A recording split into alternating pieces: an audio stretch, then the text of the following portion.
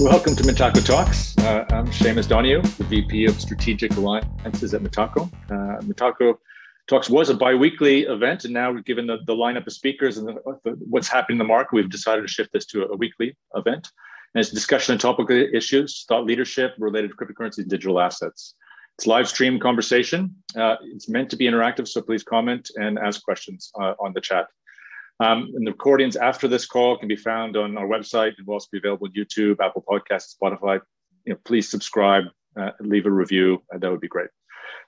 Today's topic is without the rose-tinted glasses, injecting some realism into the token economy discussion. And to discuss this, I'm very happy to have our guest today, Katharina Gehra, the CEO and co-founder of Immutable Insight. Welcome. Thank you very much for having me on the show. I'm looking forward to the discussion. Great to have you. So why don't we kick off? I mean, I looked at your career path and how you're in this crypto space, and I think to a degree, where you are and what you've done is really a validation of the institutionalization of this space. So I'd love to just hear a bit about your background and what Immutable Insight is all about. Sure.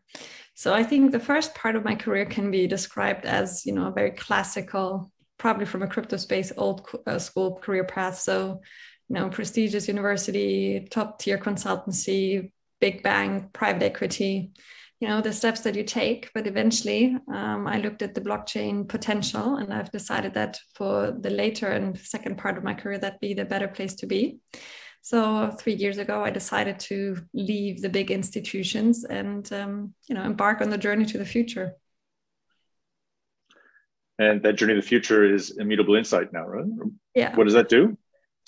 So the whole idea of Immutable Insight 3 years ago started on the idea that I had a physicist who is now my co-founder and a very dear friend, pitch me 3 algorithms that allow us to evaluate blockchain data in real time and extract just more information and more value out of these informations. And back then I thought, if only half of what he's trying to tell me here is true, then this really is one of the greatest tools for the new technology to build a business upon. And so we've decided to start a company, and we started first in the whole forensic and anti-money laundering and compliance space, and then gradually made our way to trading, sold our signals at first, then decided they were too good to be sold, and eventually also started industrial analytics as a third segment of our business. And industrial analytics, in short, is blockchain potential without crypto. So actual real life business applications that have nothing to do with, either Bitcoin or Ether as such, but with a distributed ledger technology. Interesting, because one of my next questions was to ask you about, there was a quote on your website, you talk about investment in blockchain application insights on Ethereum blockchain based on complex physics and innovative scientific methods. So I think that early partnership answered some of that. So, what sort of insights would you normally derive that you basically eventually led to you to start consuming your own sort of signals and launch the fund? Mm-hmm. So I think one of our signature analyses is to derive to an actual growth indicator and the dynamic of that growth from the different tokens, but also the blockchains as such.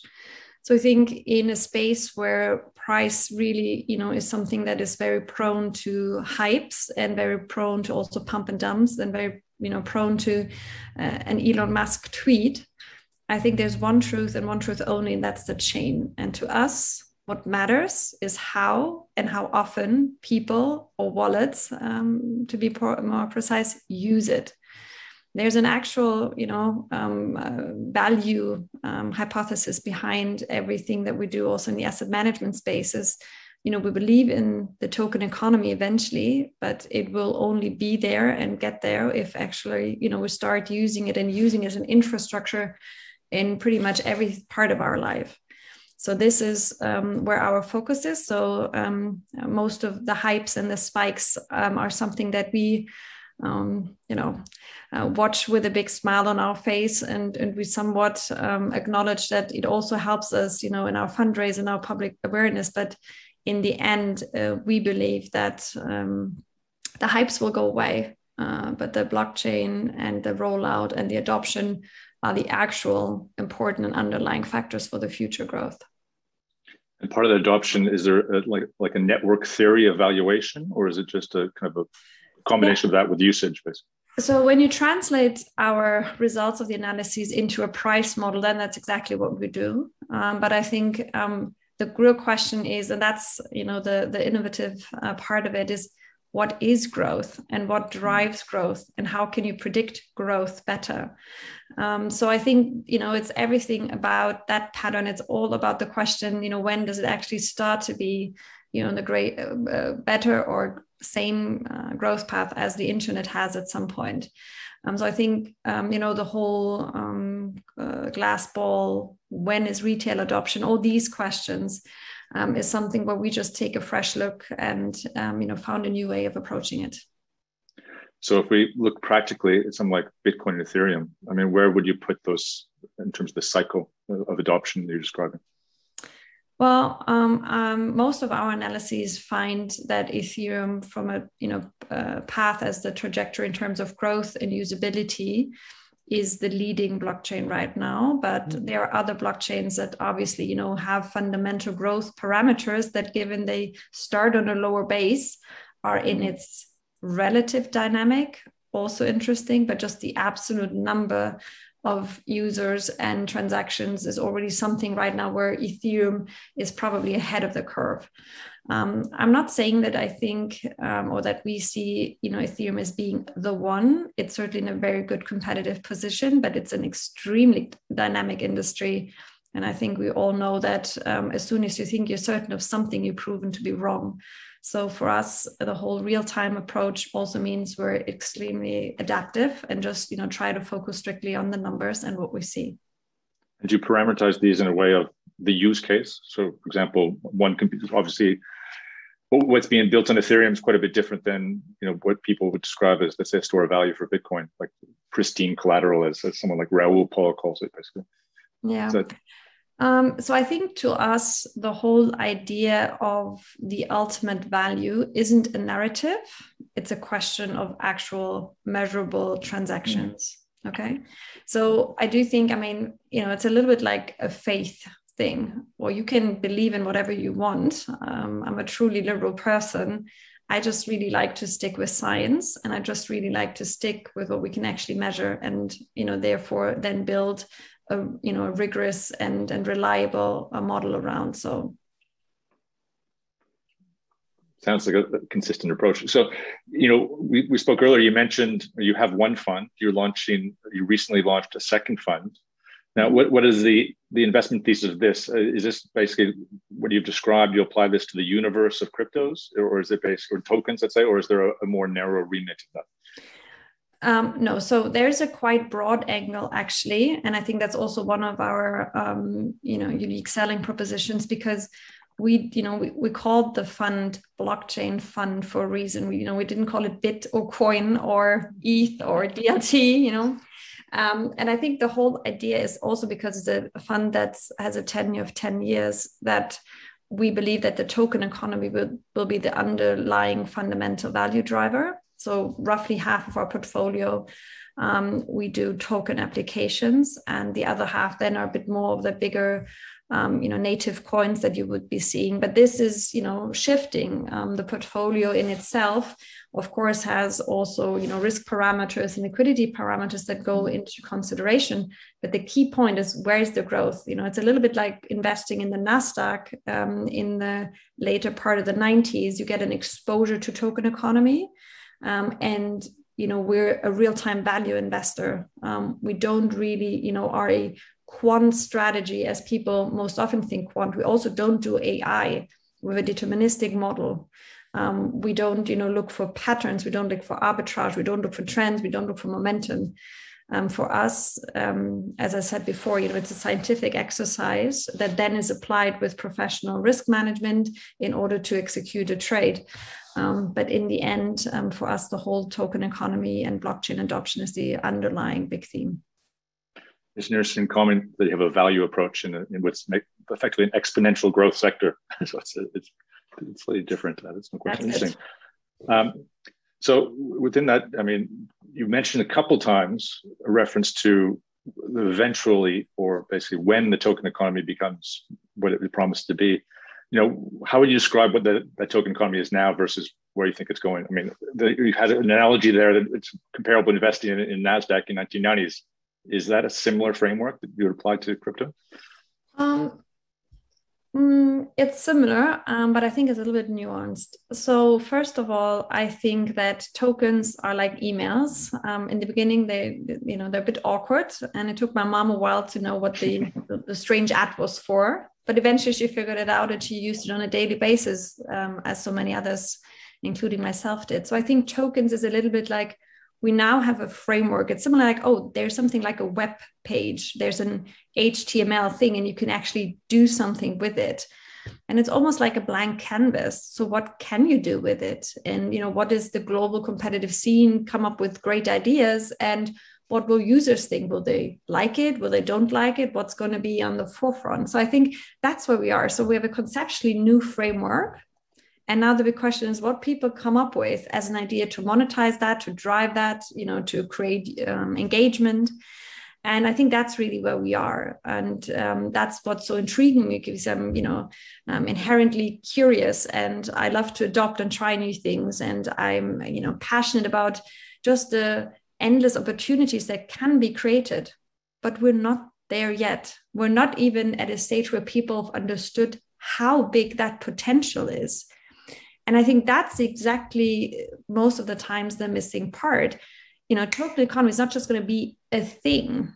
It's an evolving thing. And we see, rapid speed at some and really like still big skepticism on the others. And so I think that's the area, the corridor that we need to navigate at this point. And I think we also need to make sure that maybe we learn from what we've seen on the internet and in the mobile adoption to ask some fundamental questions first this time, and maybe have a window of opportunity now to actually, set an agenda and create governance structures and others like that to actually implement the value. But it's a tricky part of that trajectory where we are, and so we're just very outspoken, heavy advocates of let's try to think first this time until it's there, and then we'll have big tech and try to work with them after the fact.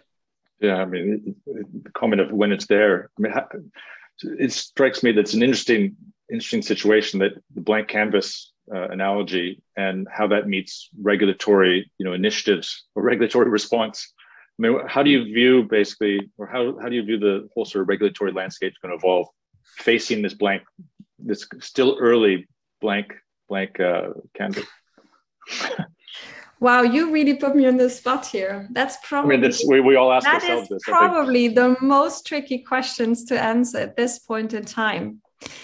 You know what? We'll take this around, and I'll just pretend to be the leader of the world for whatever country, state, or global, and let's just be idealistic and naive for once. Okay, can you bear with me for that? Of course. So to me, the big question is, how do we combine the way of life and our values with a technology that, once it sets a standard, it's probably the most effective also in terms of policy making and policy creation? Because if the user growth is what we think it will be, and if it adopts, we'll actually be able to make changes that we've in the current institutions would never dream of doing.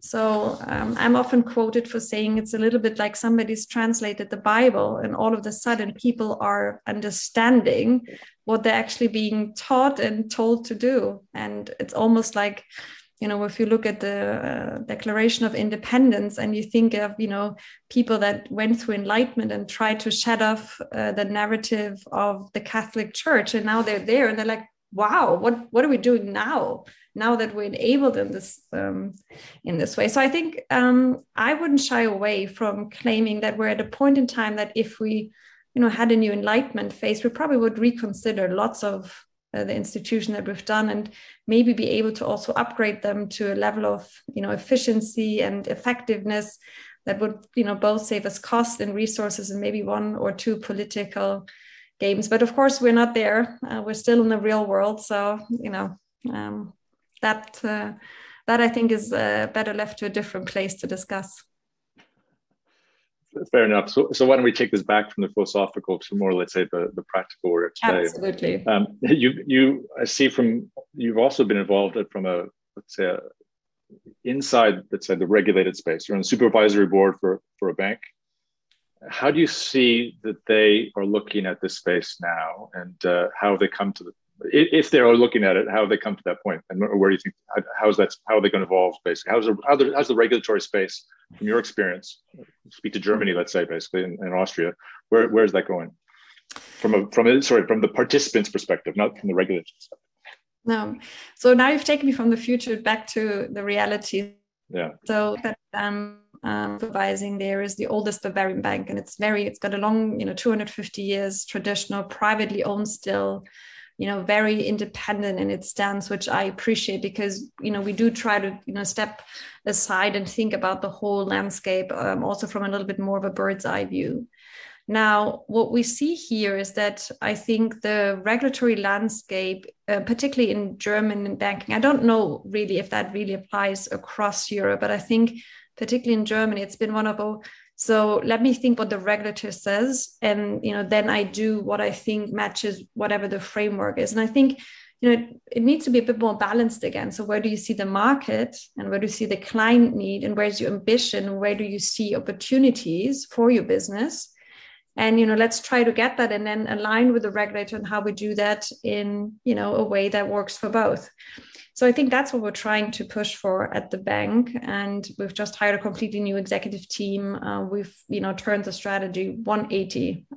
We've, completely tried to also incorporate the whole idea of, how clients will be served in the future, but how technology can play a part, and not in the fintech space. I think that narrative has been overstretched for too long now. I think, we're at a point where we can give more smart answers than, what we may have seen over the last 3 to 4 or 5 years. So I think that's the, way we're there. But I also learn, of course, I consider myself more of a bridge builder. I'm trying to, come from the most traditional Bavarian bank there is to, cutting edge and driving the space and trying to set an agenda in a whole new dynamic industry. But we need both, right? We need to have a dialogue, and we need, people that, fully understand and appreciate, how regulatory works and what you need to do, and, what the rules of the games are. But then, you need to be able to push, to adapt, and to find new answers, because you can't expect the regulator to find an answer for your business. That's on us. We're the ones to drive it, and we can't ignore it. And we can't be, we can't be ignorant to the fact that we do live in an institutionalized, regulated industry most of the times when you do asset management. So it's on us to really come up with new ideas and find solutions that work. Absolutely. I think if the banking sector is waiting for the regulators to tell them what to do, I think hopefully that's not the case, because I look at basically what's happened with Coinbase in the US has had a very regulated approach to the digital asset space or token space. And obviously they're listing at plus or minus 70 billion in a $2 trillion industry is I think is a wake-up call to the space that's saying all the other firms that have been skeptical. And I think the European banking sector has really struggled since the global credit crisis in 2008. The European economy is typically, the bank's role here is balance sheet lending, and that's really been pretty anemic. US is much more about the capital markets side of the business. Now, I've seen two approaches in Europe from the banks is really around DLT creating efficiencies. But if your underlying business is missing this whole token economy, is efficiency what you're after, or do they need to embrace eventually being a bridge into the DeFi space? That's this new decentralized finance. How do you think their firms are thinking about this? Back in 2008 and 2009, when the crisis hit, I was at the heart of the storm. I was at Commerzbank. It was, the bank that needed the most capitalization, who got, 20% equity stake, from the German government. So to me, crisis is a very real thing. It socialized me very early in my career. And I think in the 2 years that I stayed after that, I came to the conclusion that I don't think that universal banks in Europe will be a profitable business for a long time. And they haven't been, and they won't be.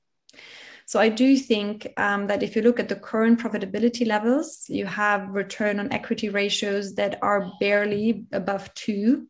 None of them, not none of them, with, let's say, a handful of exceptions. And also there, it's not really driven by the banking business as such, more of, smart investments on venture sides as well. So you do have a certain structural profitability level. The IT cost, every euro you're making, roughly, 60 to 70% of that are IT cost. And most of that is run the bank, not change the bank. Yeah, indeed. So structurally, they're, illiquid. They're not insolvent, but they're illiquid. There is no free cash flow to invest. And you have structural burdens in legacy IT systems that effectively almost no bank has managed to upgrade and bring to a level of efficiency that would even, allow you to, act from a position of strength or actually make also commercial decisions to grow. So we do have a lot of, let's say, walking dead banks in Europe, and that is a big problem. 2 years ago, at the biggest German finance conference, I was on a panel and I was quoted that the blockchain technology could either be the last savior or the final, end of the journey for a lot of European banks. And I got smashed. Like, there was an outrage, and everybody thought that was absolutely unacceptable and a horrific thing to say. Now, I think most of the problem is now for 10 years, you've had management who was thinking cost management, restructuring, cost management, restructuring, cost management, restructuring. The whole idea of a growth narrative, of a changing narrative, of a commercially strong narrative, that's a management group that hasn't learned that skill. They've learned to restructure and manage regulatory requirements and implementing those and, managing a tight budget. So there's also really a lack of creativity and spark and edge and, commercial drive. And that's something that I think is underlying, the whole idea that I don't really have a lot of hope for European banks. And there's maybe, BNP, there's maybe ING, maybe a Santander, maybe on the wealth side, a UBS, not sure. But I really do think that we also see a, talent drain, and we see that, not just in terms of, grown scale, but also I think when you look at the overall employer branding scores and everything, banks are just not really a career option anymore. It's a very insightful. And we have similar sort of experiences. I was at Barclays the same period. I remember during the credit crisis trying to calculate our exposure to Lehman on a Sunday, basically before the whole thing came tumbling down, and we went through a similar experience. So, I think that view is something that I very much aligned with. How do you see that versus other regions, basically, let's say US versus Asia or North America versus Asia? Is that a gap what's your view on that one? Abyss. It's not a gap, it's an abyss. Well, I think if you look at the overall structural profitability levels, right, you have an Asian banking scene obviously driven by the growth as well and driven by, consumer spending, but you have, well above, 10-12% in terms of profitability. If you look at the Mideast, and obviously that's always a bit skewed because the treasury, can be quite skewed in those countries. But you do also see, anywhere between 10, 12, maybe sometimes even in, a 50% range of profitability levels. And of course, the US, they've gone through this cycle. They've did what they needed to do. And as you said, they've put a different commercial focus back to capital markets. So of course, JP Morgan as the stellar example, has risen from the ashes and it turned itself into not only, a profitable leader, but also, somebody who's accepting and willing to invest into the change. And of course, you'll always have elite banks like Goldman and, but they'll create their own market. There'll always be a market for, quality, not forever, but they'll have a different niche for some time. And I do think that, if you look at the international league tables, I mean, if you look at the DSB in Singapore, if you look at, the top 5 commercial banks in China, it's an abyss. I mean, then, they're aiming to be a global power, and they're getting pretty close to their aim. And I think now when you look at the digital yuan, the cost efficiencies that the blockchain service network will give Chinese banks to expand on a global level, their full-on attack on SWIFT. And if you just think of, the big 8 banks that do most of the international correspondence banking now, take half of their transaction banking fees away. Look at their balance sheet and, look, what that'll do to their profitability levels, to their leverage ratios. And, you'll find that, the Chinese attack, so to speak, will just, move the forces towards that. If you look at the profit pools of HSBC, right, 80% of the profit is done in Asia, with a third of the turnover. So.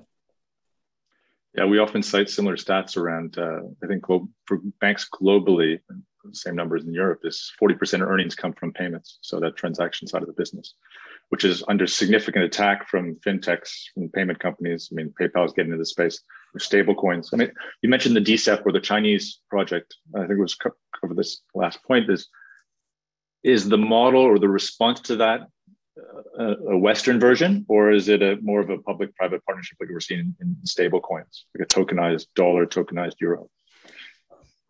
Well, I think on the stablecoin issue in particular, I think that European regulators were really driven too much by fear, not too much by the without a doubt position of strength. So, trying to take a we forbid stablecoins approach with the MiCA regulation is most of the times the most weak and eventually the most suicidal approach to take, right?